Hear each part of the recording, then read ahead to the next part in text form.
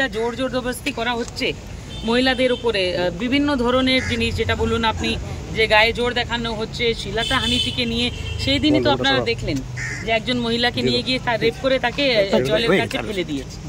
আর police কিন্তু ওই মামলাতেও রেপের section দেয়নি, যেখানে মহিলা নিজে বলছে যে আমাকে উলঙ্গ করে আমার সঙ্গে এই ধরনের ঘটনা ঘটিয়েছে, সেখানে আপনি শুধু অ্যাসল্টের কথা বলেছেন, সেক্সুয়াল অ্যাসল্ট বলেননি।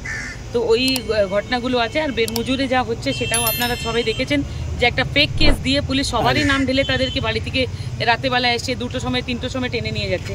তো তারা এসেছে, এবার আজকে অভিযোগ যারা মানে দুষ্কর্ম করছে তাদের জন্য তো এরা কমপ্লেন করবেই, কিন্তু এখানে আজকে পুলিশের এগেনস্টেও যা অ্যালিগেশন আছে তারও পুলিশের এগেনস্টে কমপ্লেন করতে এরা এসেছে।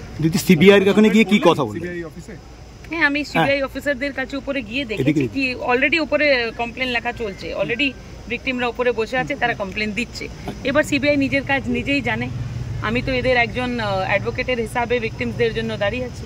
এনারা কি কমপ্লেন আজকে করবেন? হ্যাঁ, একদম সবাই কমপ্লেন করবে। আর তার উপরে যাদের এগেনস্টে ইনভেস্টিগেশনের তথ্য পাওয়া যাবে তাদের এগেনস্টে অ্যাকশন নিবে সিবিআই, যদি অ্যারেস্ট করতে হয় অ্যারেস্ট করবে। এনারা মূলত কি কমপ্লেন জমা দেবেন আজকে? এরা কোথাকার বাসিন্দা? সমস্ত জন জায়গার থেকে এসেছে, এরা সন্দেশখালী এসেছে, বেরমজুর এসেছে, সব জায়গা থেকে এসেছে। আর এদের অ্যালিগেশনস যদি প্রুভ হয়ে যায়, আমি আবার বলছি, ওই বাকরে কি মা কব তক খের মানায়গি। এই যারা এত হুঁশিয়ার হয়ে ঘুরছিল, সব ভিকটিমদেরকে ধরে জোর করে বলছো যে ভিডিও বানাও, যে কিছুই হয়নি, এবার কিন্তু সিবিআই এর হাত তাদের গলার অবধি পৌঁছে যাবে।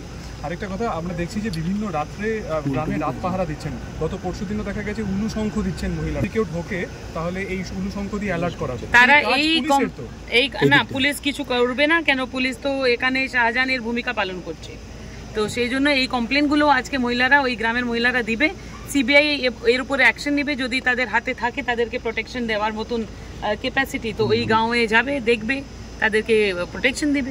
পিয়ালি দাসের যেটা অভিযোগ হলো এবং তার জেলও খাটতে হলো, কি বলবেন আপনি? এখন সেটা আমি সেই দিন আপনাদের সামনেই বলেছিলাম যে 24 ঘন্টা টাইম দিয়ে যাচ্ছি থানাকে, যে কি কথা কোর্টে বলবে আপনারা ভেবে নিন। তারা কিছু বলতে পারেনি, মুখ পড়েছে তাদের, সেই জন্য আজকে বেল পেয়েছে, আজকে চলে আসবে সে। আজকে অন্য কোথাও আর যাবেন নাকি? না, সন্দেশখালী ভাই, দেখুন আমি পরিষ্কার বলছি, যে লড়াই আমি স্টার্ট করি সেটা শেষ অবধি নিয়েই ছাড়ি।